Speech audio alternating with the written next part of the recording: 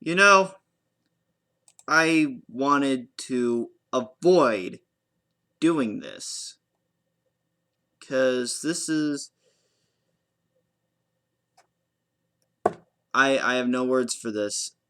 And I got so many requests for this that, well, guess I gotta do it. Uncle Grandpa. Okay, well first off, let's start off with the title. And the concept. Uncle Grandpa. Uncle Grandpa is this guy who, I guess is in his 50s maybe, who is magical, and he's everyone in the world's uncle and grandpa. What? I... It's everyone's uncle and grandpa. And everyone knows who he is. I can't even make this up. This is such a strange and just not really kind of a stupid sounding concept because, because that also suggests incest, now doesn't it? I think it does. Yeah, and Uncle Grandpa, the theme song for this, it's some generic music with the Uncle Grandpa shouting, good morning, and he never stops. Apparently, it's his catchphrase that he says all the fucking time. Good morning, good morning, good morning to you too. Yeah, and the creator of this show, Pete Browngardt, he said he was inspired by, like, Tex Avery was one of his inspirations for making the show. Tex Avery would cry like a little bitch if he saw this, quite frankly. Oh yeah, and also some other things. I'm looking at the Uncle Grandpa wiki also when I'm doing this, is that some of the new SpongeBob writers are on this show. They write for the show. That's always a great sign. Let's see. It's 3. Okay, let's see. We've got Mark Cesarelli. I don't know which episodes he's done. Luke Brookshire, yeah. And, of course, who can forget Casey Alexander? That guy is the biggest dipshit of them all. Well, the 3 listed. Zeus Service, quite frankly, is the worst new SpongeBob writer, but that's something else. And Uncle Grandpa, the show is... The show, it's gross, and it's so boring. It's got nothing going for it. And it's so formulaic, too. You want... I just got back watching Perfect Kid, and this is the thing with all Uncle Grandpa episodes. Some kid has a problem. Uncle Grandpa comes in because poor writing, I guess. And, well, the kid tells him, I need to do this. Uncle Grandpa goes the retarded way of doing things, fucks up, bites him in the ass. In the end, he somehow overcomes it, and then the lessons learned, I guess. And it's the same thing over and over again. Rinse and repeat. And you want to know what Perfect Kid was about? There's this kid who is not perfect. He makes his bed the wrong way. He spilled some shit on his computer and then tried to wipe it up with a curtain that fell off. Uncle Grandpa pops in, and, well, the kid says, you know what, Uncle Grandpa, what should I do? I don't know. How about I should change my lifestyle and become a better person? But Uncle Grandpa's like, no, no, no. Let's make you into a robot!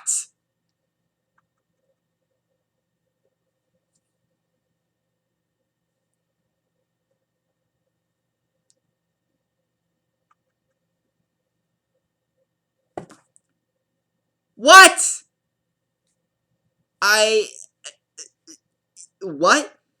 Okay, so he turns the kid into a robot, and apparently he also programmed him with abilities to, like, point out imperfections. And guess what the first imperfection he finds?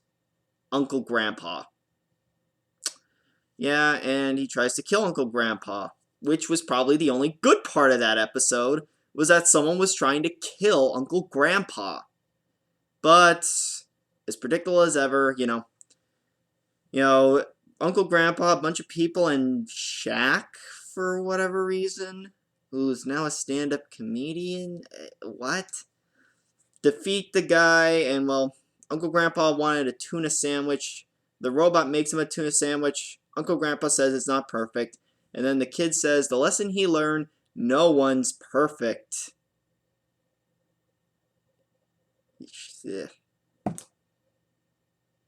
That's just very lazy. It's not that wasn't well thought out, quite frankly. Yeah, and you want to know that no one's perfect. Get a stupid ass Hannah Montana song stuck in your head, and you'll know nobody's perfect.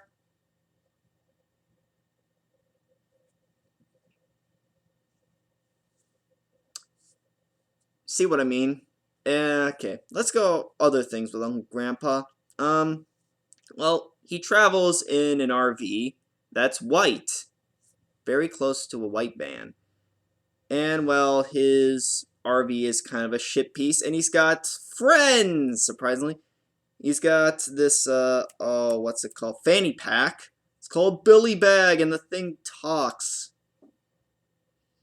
Why does the fanny pack need to talk? Oh, sorry, I had to yawn. Why does the fanny pack need to talk? The fanny pack, really, it does not need to talk unless, this is for people that are doing drugs while watching it.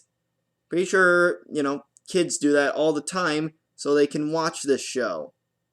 It's also got this guy named Gus, who is a dinosaur, although he looks more like a retarded version of Reptar from Rugrats, quite frankly. And he's just boring and, well, not really anything great about him. He's voiced by, who's he voiced by? Kevin Michael Richardson, who is that deep voiced black guy who always sounds like this. Another notable thing he did, he was the Joker in the Batman. That's all I got for him. Okay, we've also got Pizza Steve, who, guess what he is? Yeah, he's an apple. No. He's a talking piece of pizza with sunglasses. And he sleeps in a pizza box with other pizzas. Okay, alright, this is getting way too trippy here. Okay, let's move on to the last of the Uncle Grandpa crew, I guess. And I am not kidding you the name of this character. It's a tiger who's it's called Giant Realistic Flying Tiger. Giant Realistic Flying Tiger. That's not a name. That is a description. And it's not even giant. It's basically how the characters scale with the tiger is kind of how tigers scale in real life. And also, Giant Realistic Flying Tiger couldn't have been a name like, Uncle Grandpa Logic would tell me maybe it would be Cupcake. I mean, really, Giant Realistic Flying Tiger, maybe they couldn't think of a more retarded name for it. And essentially, it's like Neon Cat, except, where it's, a Pop-Tart cat that, leaves off a trail of rainbows at the end. It's a tiger this time, and, the rainbows come out of its ass. It's farting it out. It's gross. And just, I really don't like that how this show has so much excessive gross out humor. Oh, why is gross out humor coming back? Back in my day, and yes, I am sounding like an old douchebag, deal with it. Whenever gross out humor was used in good shows, it was used sparingly. And the ones that didn't use it sparingly flopped hard. Now, gross out humor, creators think it's substance when really it's not substance. It's, I don't know. Yeah, And also, some people have said that this show is worse than Teen Titans Go. I'd have to disagree. Teen Titans Go is worse. Well, both the shows are kicking the balls. Teen Titans Go is both a kick in the balls and a childhood. But don't worry, Uncle Grandpa is not that far behind Teen Titans Go. Quite frankly, Uncle Grandpa just this shouldn't have even been made. Cartoon Network, you've come a long way since the epic flop of CN Real in 2009, and just 2009 being a flop in general. You've come a long way, but still having just shit like this. There's no excuse for it. And especially since you're giving Pete Browngar a second chance. You want to know what his first chance was at a show on Cartoon Network? Secret Mountain Fort Awesome, which is what Uncle Grandpa is a spin-off of. Uncle Grandpa, although he appeared in 2 episodes of Secret Mountain Fort Awesome. By the way, I would never ever suggest that you should watch that show, because it's even grosser than Uncle Grandpa. And yeah, it didn't really last long. Really, you're giving the guy a second chance. If someone did some good a first time, then it would be, I guess, logical to give him a second chance, stuff that Craig McCracken's done, Gendy Tartakovsky back in the day, Maxwell Adams, yeah, that's the name of the guy that did Billy and Mandy, although, Evil Con Carne was a bit of a flop. It's still an alright show, but it was a bit of a flop, although Grim and Evil was going on at the same time, and hell, one time they were combined together. Yeah, but if you're gonna give a second chance to someone who flopped it the first time, don't. And what's even worse is that Cartoon Network is putting so much faith into Uncle Grandpa. It's like they wanted to replace Adventure Time, a regular show. Guys, this isn't the show to replace Adventure Time, a regular show. It's not. It's not. Just Cartoon Network, stop. Stop greenlighting crap. Stop it! Just stop! So, my rating for Uncle Grandpa is... let's see. My rating is... don't watch it. Don't watch it. It's a negative 10 out of 10. This is just so bad. It's boring. Don't let your kids watch it because, well, I mean, there's some stuff in there that your kids probably shouldn't imitate or say or just watch. It's nothing but a mind fuck, and I wouldn't doubt that Pete Browngar, the creator, was on drugs when he's doing his shows. It's terrible! So, stay away from this, and I'll see you guys next time.